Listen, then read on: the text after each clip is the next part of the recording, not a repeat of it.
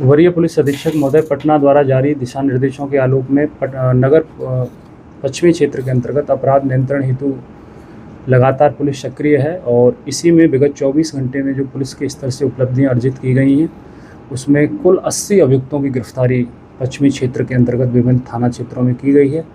और इन सभी को गिरफ्तार करके चूँकि सभी सीरियस केसेज में वांछित थे या अपराध करते हुए पाए गए थे, माननीय न्यायालय के माध्यम से जेल भेजा जा रहा है।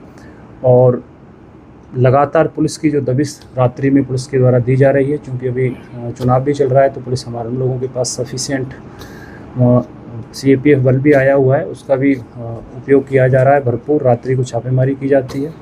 उसी दबाव की वजह से 8 लोगों द्वारा माननीय न्यायालय में आत्मसमर्पण किया गया है।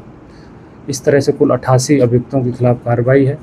बरामदगी में विगत 24 घंटे में एक राइफल बरामद हुई है, एक देसी कट्टा है, 59 कारतूस बरामद हुए हैं, एक खोखा है, 253 लीटर के आसपास विदेशी शराब है, 21 लीटर देसी शराब है, 20 ग्राम गांजा जब्त है, 7 वाहन जब्त किए गए, 9 मोबाइल और लगभग 95,000 के आसपास नकदी जब्त की गई है और 4 ताश के बंडल भी जब्त किए गए हैं।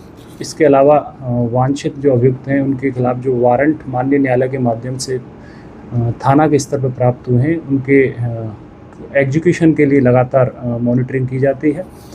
तो उसमें भी 24 घंटे में 58 वारंट और कुर्की का निष्पादन विभिन्न थानों के स्तर से किया गया है और आगे भी ये कार्रवाई जारी रहेगी।